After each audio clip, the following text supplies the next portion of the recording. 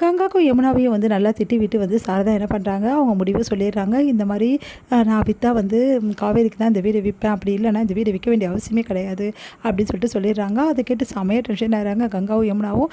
இல்லைம்மா வீடு விற்று தான் ஆகணும், அப்படி வீடு விற்கணுன்னா காவேரிக்கு கொடுத்துருங்க, பணம் வந்துடும் 2 பேரும் எடுத்துக்கோங்க, அதுதான் என்னோட முடிவு. அப்படி நீங்கள் இந்த முடிவுக்கு சம்மதிக்கலைன்னா நான் இந்த வீடை விற்கவே மாட்டேன் அப்படி சொல்லிடுறாங்க. அதனால் கங்காவும் யமுனாவும் வேறு வழி இல்லாமல் சம்மதிக்கிறாங்க. இந்த சூழ்நிலை எல்லாருமே வந்து இங்கே கொடைக்கானல் வீட்டுக்கு போகிறாங்க.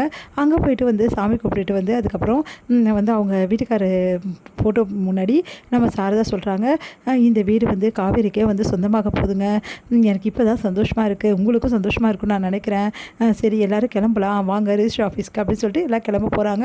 அப்போ கரெக்டாக ஒரு குடும்பம் வந்து இந்த மாதிரி வந்து சந்தானத்தோட ஒய்ஃப் நானே, இதுதான் சந்தானத்தோட ஃபேமிலி, 2வது ஃபேமிலி அப்படின்னு சொல்லிட்டு அறிமுகப்படுத்தி வைக்கிறாங்க. அதை பார்த்து சாரதா செமையாக டென்ஷன் ஆகிறாங்க. என் புருஷன் நல்லவர், அவர் எனக்கு எக்காரணம் கூட துரோகம் பண்ண சான்ஸே கிடையாது, அதனால் அவனுக்கு எனக்கு துரோகம் பண்ணியிருக்க மாட்டேன், எனக்கு அந்த நம்பிக்கை இருக்குது, நீங்கள் என்ன சொன்னாலும் நான் நம்ப மாட்டேன் அப்படின்றாங்க. அது கேட்டுட்டு வந்து அப்படியா இந்த ஃபோட்டோஸ்லாம் பாருங்கள், ஃபோட்டோஸ் அண்ட் வீடியோஸ் எல்லாமே வந்து சந்தானம் இருக்கிற மாதிரியும் சந்தானம் வந்து அங்கே வந்து அவங்க கூட வந்து ஒத்துமையாக இருக்கிற மாதிரி எல்லா விஷயமே காட்டுறாங்க. அதெல்லாம் கேட்டு பார்த்து வந்து தாங்கவே முடியல சாரதாவால் அப்படியே மயக்கடிச்சு விழுந்துடுறாங்க. எல்லாருமே அம்மா அம்மான்னு சொல்லிட்டு எழுப்புறாங்க.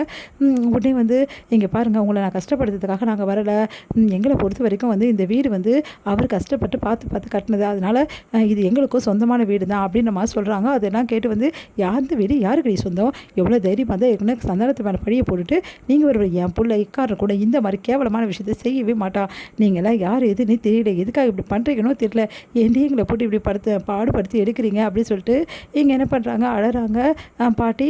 அப்போ வந்து விஜய் வந்து என்ன பண்ணுறாரு, சரி இப்போ இங்கே பாருங்கள், நீங்கள் தேவையில்லாமல் பிரச்சனை பண்ணிகிட்டு இருக்கீங்க அப்படின்றாரு. இங்கே பாருங்கள் உங்களுக்கு எதுவும் தெரியாது அப்படின்னு நம்ம சொல்கிறாங்க. அதை கேட்டு காவேரி சமையல் டேஷன், இங்கே பாருங்கள் மரியாதை இங்கேருந்து போயிடுங்க, தேவையில்லாத வேலை பண்ணிகிட்ருக்கீங்க, நீ யாரை பேச்சு கேட்டு இப்படி பண்ணுறீங்கன்னு எனக்கு தெரியல, ஆனால் கண்டிப்பாக வந்து நீங்கள் ஏதோ வந்து வேணும் தான் இவ்வளோ பண்ணிகிட்ருக்கீங்க நல்லா தெரியும், இங்கே பாருமா நாங்களாம் வேணும்னு பண்ணல, நாங்களும் அவரோட ஃபேமிலி தான், இதான் நாங்கள் ஃபோட்டோஸ்லாம் காட்டிட்டோம்ல அப்படின்றாங்க.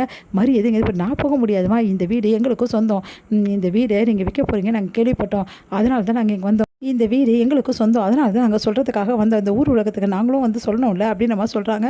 அதெல்லாம் கேட்டு வந்து சாரதா பயங்கரமாக அழறாங்க. என்ன நினச்சிட்டு இருக்கீங்க நீங்கள், ஏன் இப்படிலாம் பண்ணுறீங்கன்னு சொல்லிட்டு கதறி சாரதா அழறாங்க. அதை பார்த்து விஜய் வந்து மனசு கஷ்டப்பட, உடனே அத்தை அழாதீங்க அத்தை ப்ளீஸ் அத்தை அப்படின்ற, பாருங்கள் தம்பி எப்படிலாம் பண்ணுறாங்கன்னு சொல்லிட்டு, எப்படி வந்து போய் சொல்கிறாங்க பாருங்கள் தம்பி, என் வீட்டுக்காரை பற்றி எனக்கு நல்லாவே தெரியும் தம்பி, அவருக்கு என் மேலே வந்து எனக்கு வந்து துரோகம் செய்யணுன்ற எண்ணமே வராது, அவர் வெளிநாட்டையே கழிச்சார் பொழுது, இவங்களை பார்த்துருக்க கூட மாட்டார், பேர் இன்னும் இப்படி பண்ணிட்டு இருக்காங்க தம்பி அப்படின்னு. நீங்கள் கவலைப்படாதீங்க அத்தை, ப்ளீஸ் அத்தை என்னை நம்புங்க அத்தை, இந்த பிரச்சனையை நான் தீர்த்து வைக்கிறேன், இவங்களாம் யாருன்னு கூடிய சீக்கிரம் கண்டுபிடிச்சி உங்ககிட்ட நான் சொல்கிறேன், இவங்களை எப்படி என்ன வழி பண்ணணும் எனக்கு நல்லாவே தெரியும், உங்களுக்கு நம்பிக்கை இருக்குல்ல, அது போதும் அத்தை, நீங்கள் நம்பிக்கை தைரியமாக இருங்க, நீங்கள் அழவே கூடாது, அதுவும் இவங்க முன்னாடி நீங்கள் அழக்கூடாது அத்தை, மாமா நல்லவர் நீங்கள் நம்புறீங்கல்ல, ஆமாம் தம்பி அவர் ரொம்ப நல்லவர் தம்பி, அப்புறம் என்ன, அந்த நம்பிக்கை என்றைக்குமே வீண் போகாது, காவேரியும் வந்து மாமா பற்றி நிறைய விஷயங்கள் என்கிட்ட சொல்லியிருக்கா, அதனால் காவேரியோட நம்பிக்கையும் வீண் போகாது, உங்கள் நம்பிக்கை வீண் போகிற மாதிரி எதுவுமே நடக்காதத்த, நான் இருக்கேன், நீங்கள் கவலைப்படாதீங்க, கூடி சீக்கிரம் இவங்கள யாருன்னு சொல்லிட்டு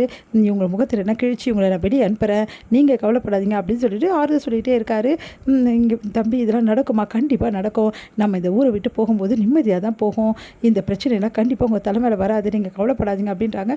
காவேரி வந்து இவங்க இப்படி பண்ணுறாங்களேங்க, இவங்க யாருன்னு தெரிலங்க, இவங்கெல்லாம் யாருன்னு நான் கண்டுபிடிக்கிறேன் காவேரி, என்ன தான் இவங்க என்ன பண்ணியிருந்தாலும் சரி, அதுக்கெல்லாம் வந்து எனக்கு என்கிட்ட இருக்க பதில், நீ கவலையே படாத, இந்த காலத்துலலாம் எதுவும் யாரும் எப்படி பண்ணியிருக்க முடியாது, இவங்களை யார் அமைச்சிருப்பா அப்படின்னு சொல்லிட்டு நான் கண்டுபிடிக்கிறேன் காவேரின்னு.